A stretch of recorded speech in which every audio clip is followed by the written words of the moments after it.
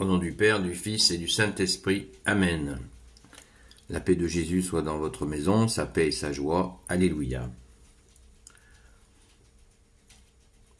Nous lisons le Saint-Évangile selon saint Marc, chapitre 8, versets 14 à 21. Ils avaient oublié de prendre des pains, et il n'en avait qu'un seul avec eux dans la barque. Et voici que Jésus leur fait cette recommandation. Ouvrez l'œil, gardez-vous du levain des pharisiens, gardez-vous de celui d'Hérode. Aussitôt, ils font entre eux cette remarque qu'ils n'ont pas de pain. Jésus s'en aperçoit et leur dit « De quoi discutez-vous? Vous n'avez pas de pain? Vous ne comprenez toujours pas, vous ne réfléchissez pas. Avez-vous donc l'esprit bouché? Vous avez des yeux et vous ne voyez pas. Vous avez des oreilles et vous n'entendez pas. Vous ne vous souvenez pas. Le jour où j'ai partagé les 5 pains avec les 5000 personnes, combien de paniers pleins de morceaux avez-vous ramassé? Ils lui répondent 12. Et le jour des 7 pains pour les 4000 personnes, combien de corbeilles remplies de morceaux avez-vous ramassé? Ils disent 7. Alors, dit Jésus, ne comprenez-vous pas?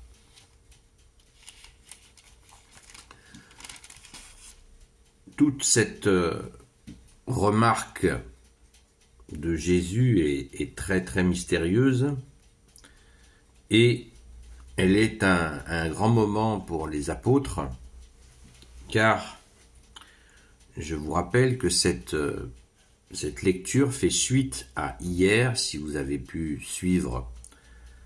Sinon, je vous invite à le faire, la vidéo d'hier où nous avons écouté Jésus qui refuse de donner un signe aux pharisiens. Là, c'était du verset 11 au verset 13. Là, c'est du verset 14 au verset 21. Donc, ils ont oublié de prendre du pain. Et pourquoi Jésus leur dit « Méfiez-vous, ouvrez l'œil, gardez-vous du levain des pharisiens, gardez-vous de celui d'Hérode. » Ça veut dire quoi? Ça veut dire que le levain des pharisiens et le levain d'Hérode, eh bien, c'est des religieux qui sont dans l'apparence extérieure, dans leur image. Ils sculptent leur image extérieure. Nous sommes des gens bien, nous sommes religieux, nous sommes très bien. On s'habille bien, on a des belles tenues, on a des belles phrases, des bons mots. Mais comme leur dit Jésus à un autre moment, à l'intérieur, c'est pourri. Qu'est-ce que ça veut dire? Qu'est-ce que ça veut dire? Qu'est-ce que ça veut dire? Ben oui, voilà. C'est ce que Jésus ne veut pas pour ses apôtres. Et il leur fait référence aux 2 multiplications des pains où ils étaient avec le peuple, avec des gens simples, qui suivaient Jésus, qui couraient derrière Jésus, et qui étaient 5000 la première fois, 4000 la deuxième fois. Ils n'avaient même pas pris de quoi manger, tellement ils étaient attirés par Jésus, par l'amour de Dieu, et pas cette espèce de caste. Pharisien veut dire séparé. Voilà, on n'est pas comme les autres. Nous, on est religieux, nous, on est des gens bien. On entend des fois des choses sur ceux qui se voient, voilà. Eux, ils se voient l'élite. Et le reste des gens, c'est ça. Je dis pas ce que c'est, vous avez compris. Voilà. C'est absolument le piège. Et d'ailleurs, c'est très bien que cette parole arrive merveilleusement bien aujourd'hui, la veille du carême. Parce que si nous commençons un carême avec cette idée que nous sommes, waouh, nous sommes bien, nous allons faire le carême. Ah oui, je fais le carême. Waouh, regarde-moi, je fais le carême. Alors l'autre, il t'imagine, waouh, il va jeûner, il va prier. Oh là là, oh, c'est magnifique. Quel homme de Dieu, waouh, c'est beau. Voilà. Moi, je suis rien, moi je comprends pas ces choses-là. Vous voyez, je suis mieux que toi parce que moi je vais faire le carême.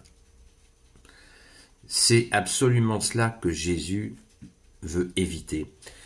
Et il leur dit, ouvrez l'œil, gardez-vous du levain des pharisiens, gardez-vous de celui aussi, gardez-vous celui d'Hérode. Vous avez des yeux, verset 18, vous avez des yeux et vous ne voyez pas, vous avez des oreilles et vous n'entendez pas, vous ne vous souvenez-vous pas. Voilà. Vous avez oublié cette multiplication des pains avec cette humilité où tout le monde s'en était remis à la providence qui s'appelle Jésus, bien sûr, son Père, l'Esprit Saint. Les gens n'avaient pas prévu le pain pour la route. Le pain, c'est toi, Jésus. D'ailleurs, ne dit-on pas à la Sainte Communion, la Sainte Eucharistie, la Sainte Messe, le pain de la route. Jésus, tu es le pain de la route. Voilà, on ne se soucie pas de ce qui va se passer, car on privilégie la relation avec toi, Jésus, et du coup, naturellement, ça nous porte à une humilité. On ne prévoit pas, même pas le pain de la route, car on compte sur toi, Jésus. Notre confiance, elle est en toi. Amen. Voilà l'écueil, peut-être nous en parlerons ce soir à la grâce de Jésus lors du direct à 8h ou 8h30, car c'est peut-être le plus grand écueil du carême, c'est de se croire au-dessus du panier. Voilà. Moi je sais, moi je jeûne, je fais des sacrifices, vous voyez. Alors que Jésus nous dit surtout si tu jeûnes, tais-toi. Si tu fais des sacrifices, tais-toi. Pas de démonstration extérieure. Ne va pas te vanter d'être dans la foi. C'est pas quelque chose pour se vanter. C'est quelque chose pour servir. Jésus nous donne la force de servir, d'être serviteur. Toujours lui-même, d'ailleurs, Jésus nous l'a dit. Ne croyez pas que je sois venu pour être servi. Je suis venu servir et donner la vie au plus grand nombre. Merci Jésus, alléluia. De grâce, pensons-y. Et rentrons, par la grâce de Jésus, dans cette humilité, dans ce carême qui vient demain, avec grande humilité.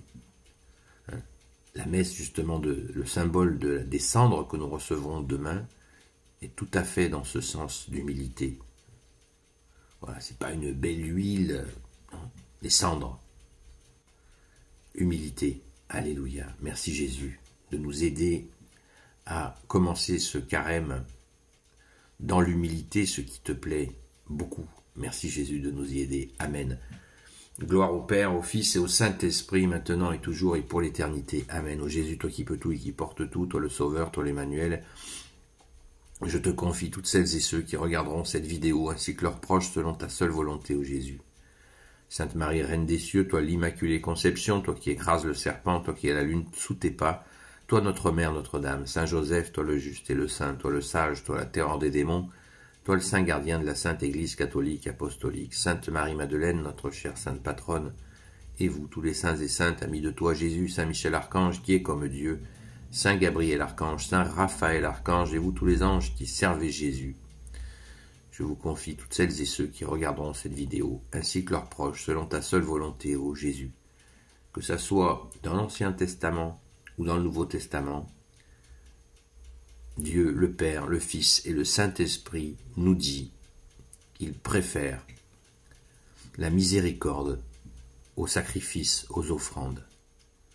Qu'est-ce que la miséricorde ? La miséricorde, eh bien, c'est par exemple